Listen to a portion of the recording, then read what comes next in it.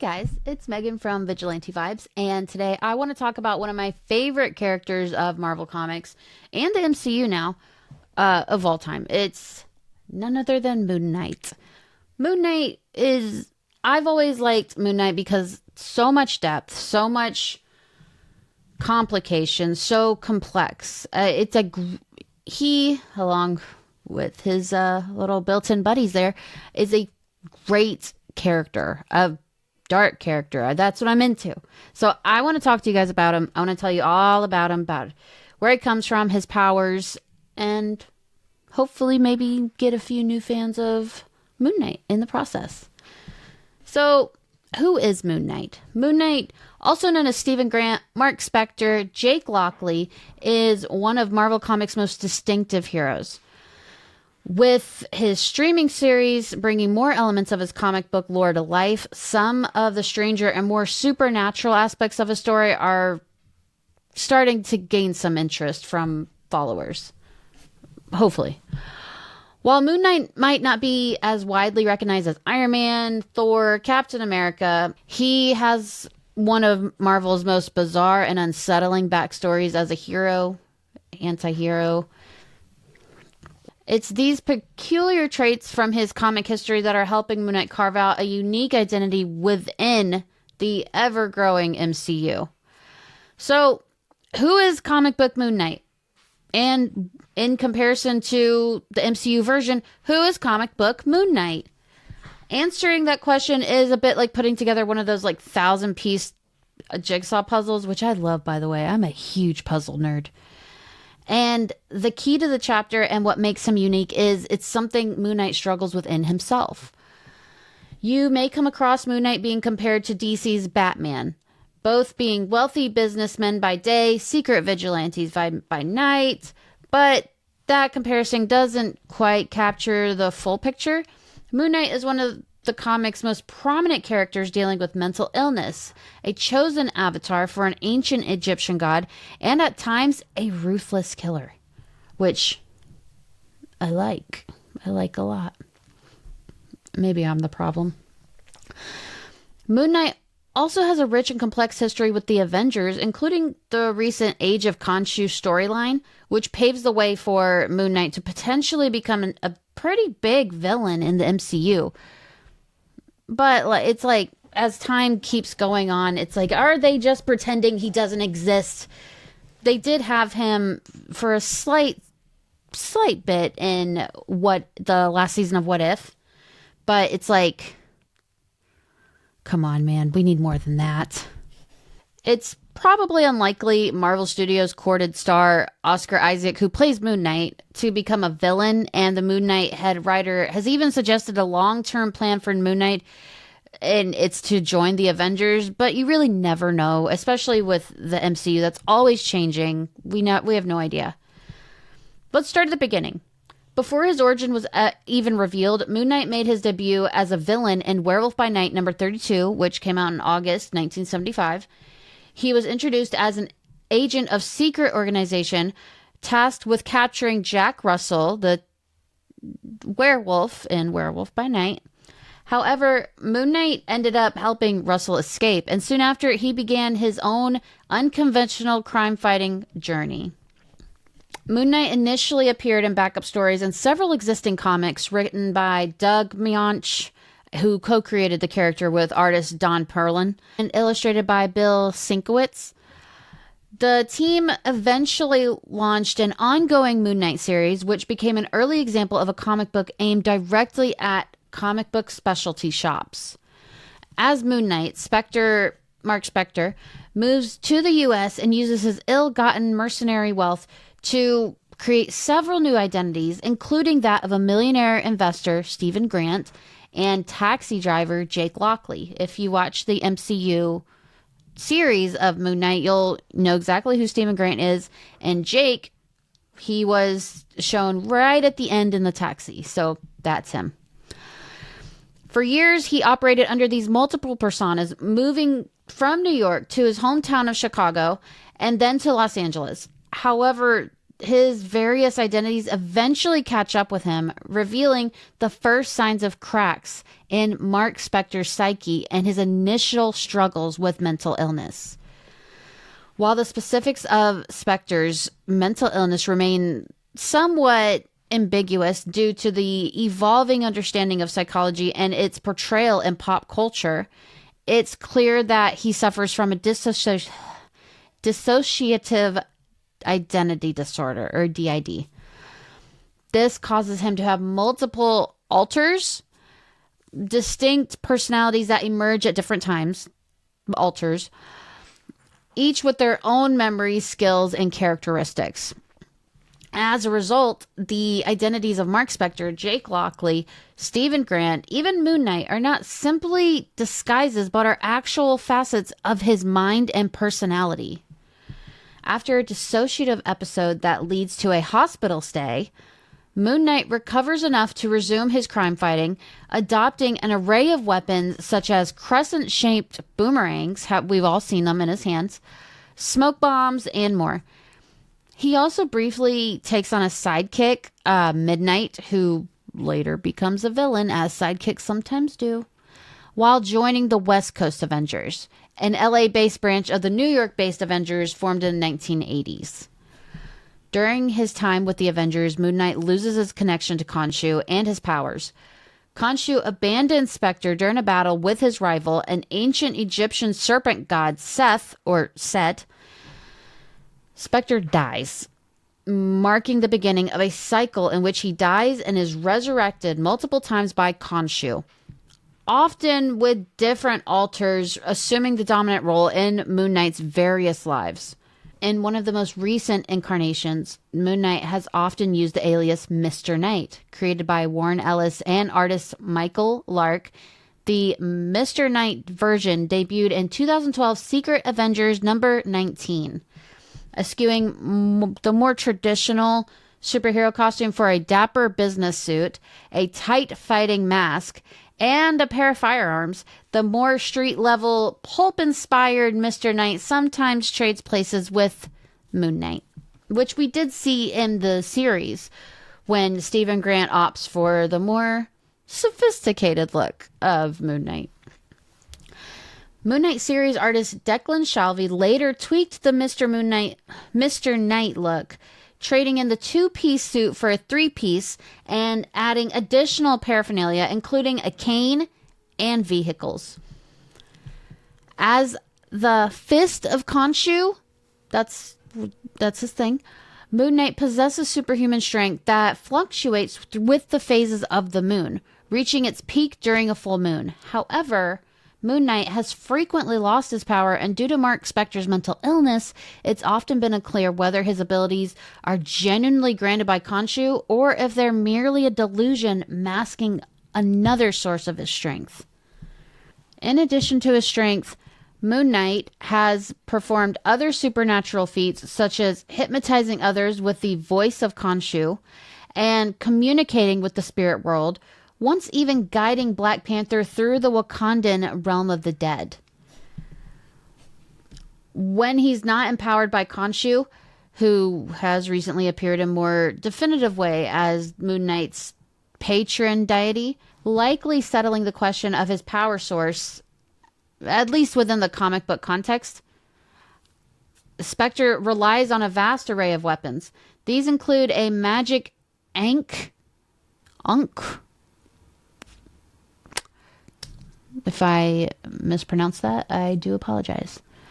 But pronouncing things is my downfall.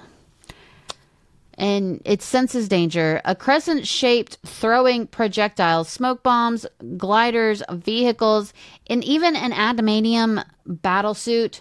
But it's always white, as Spector says, so the bad guys can't see him coming.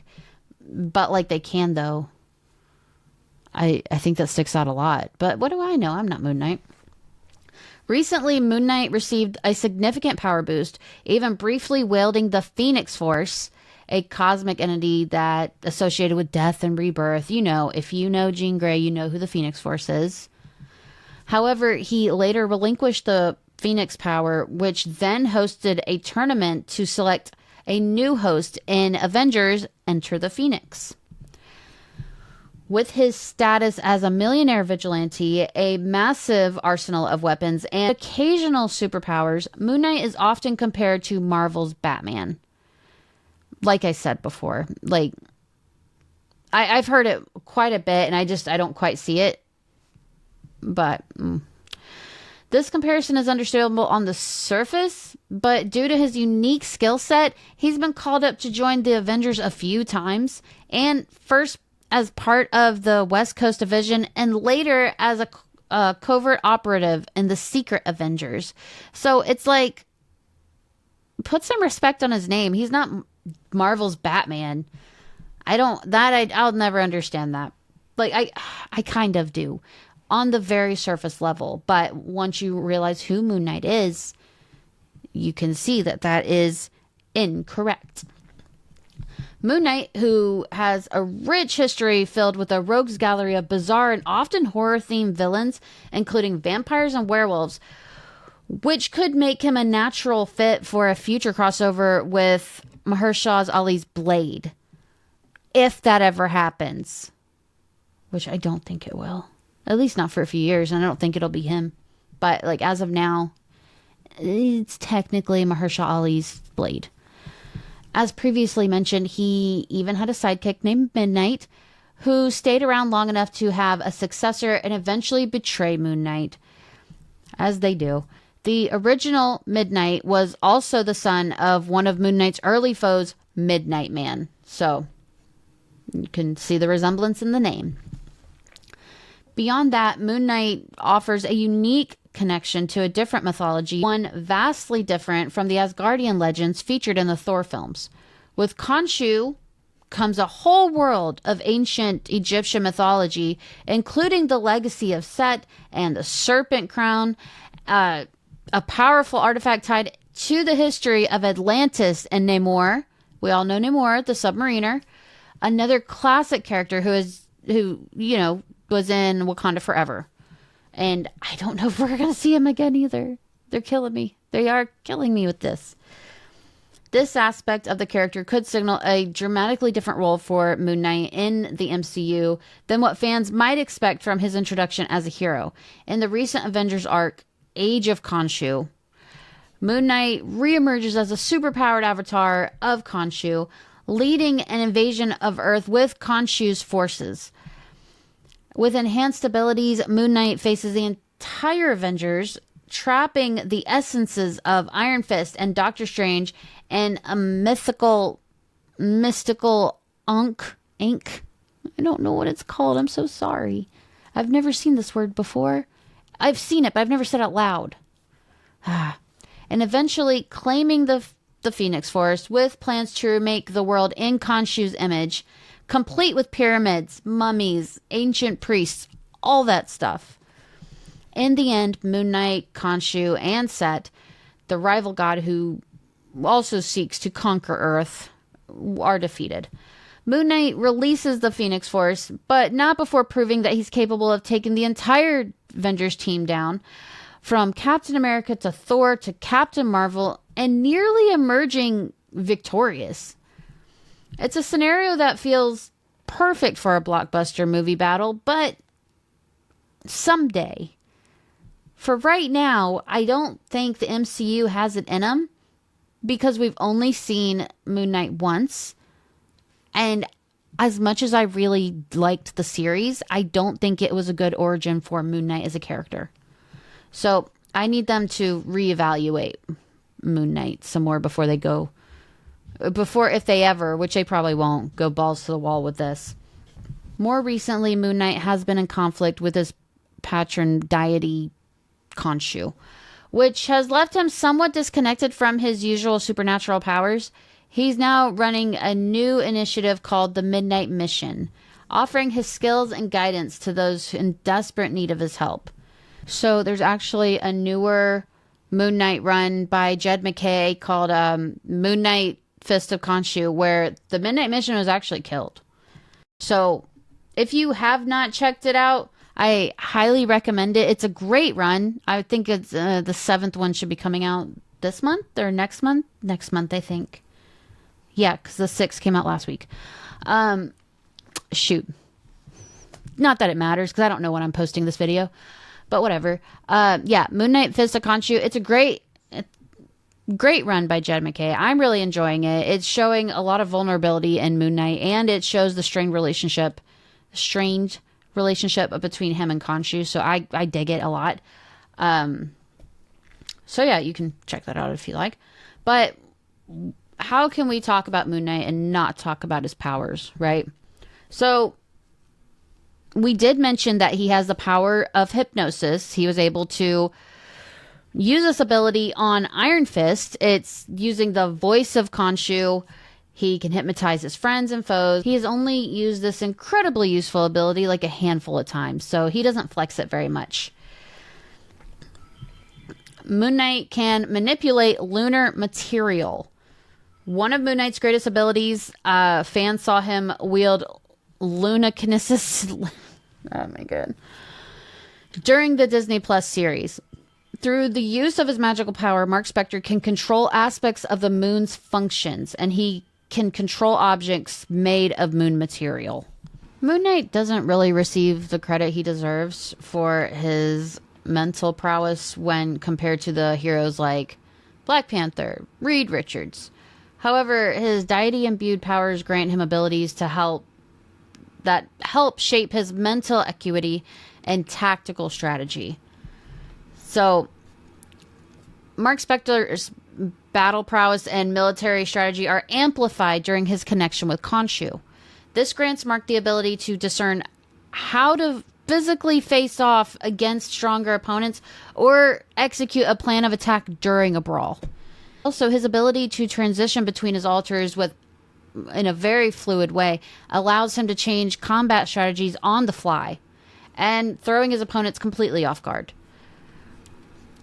So one that I feel like isn't talked about enough is that he can contact the spirit world, which is crazy, right? At one point, Mark travels to the Wakandan ancestral plane to guide Black Panther back from the afterlife. Like, that's huge. Batman can't do that. Like, come on. That's wild. So, a big one is that Moon Knight can drain and absorb life energies. Power absorption is one of Moon Knight's more interesting powers and has been used several times to capture abilities from other heroes. In Avengers number 33 by Jason Aaron, Javier Garren, Jason Keith, and Corey Pettit, Moon Knight takes the cosmic and mystical powers of Iron Fist, Ghost Rider, and Doctor Strange. Like, that's freaking huge. Why is that not talked about? It's so underrated. Another one is Moon Knight has resistance to telepathic attacks, which, like, that's pretty big too. I think that one's pretty cool because it's like not many characters have that. The next one, Moon Knight is capable of phase transformation. Phase transformation is one of its more complex powers. The ability isn't always consistent and often changes depending on the story. You know how it is. It's up to the writers. The ability allows Mark to walk through solid objects, transform into his Moon Knight outfit, or amplify his abilities based on lunar cycles. In Conan's Serpent War #1, Moon Knight walked through a glass plane without injury and emerged fully costumed. Mark's Moon's connected power boost even allowed him to defeat and steal power from the 3 mystical powered heroes during a full moon. And one of my favorite ones is Moon Knight can receive prophetic visions separate from his self-hypnotic state. The visions are usually completely supernatural in origin and are often derived directly from Khonshu. The ability was first explored in the pages of Moon Knight Volume 5, Number 6 by Charlie Huston. Khonshu appeared as a slain foe, Bushman, I don't know, and prodded Mark into operating at a peak superhuman level as Moon Knight. this connection also allowed This connection also allowed Moon Knight to peer into his enemy's weaknesses. So, as you can see, he's one hell of a character. He's so complex. There's so much depth to him. And if you don't like him, if you don't like Mark, there's Jake and Steven to pick from too. He's a dope character. I want to see so much more Moon Knight. I want to see Moon Knight done properly. I wouldn't mind a movie. We won't get a movie. Let's be 100% there. We will not get a movie. But I would not be against it. They're not going to do a season 2. Let's be honest. They're not doing a season 2 of Moon Knight. I think Brad Winderbaum said that their priorities have shifted. So, Midnight Suns. Why not go that route? I'm down for that. But next time we see Moon Knight, I would like to see him just as dark and gritty as the show, but like with a little bit more so. But other than that, like I said, I didn't really like the show for an origin of Moon Knight, but I did like the show itself for what it was. But the suits looked really good. I really dug that. And Oscar Isaac is so freaking hot, so that worked out well too. But yeah, this was my character breakdown of Moon Knight. If you guys are a fan, let me know in the comics if you are. If you're not, let me know why. And let me know what are your favorite Moon Knight comics. Always down to read more. But yes, he's one of my favorites, and I'd like to see more of his dark and gritty, complex self. So, thanks for watching all of this with me. I hope you have a marvelous day.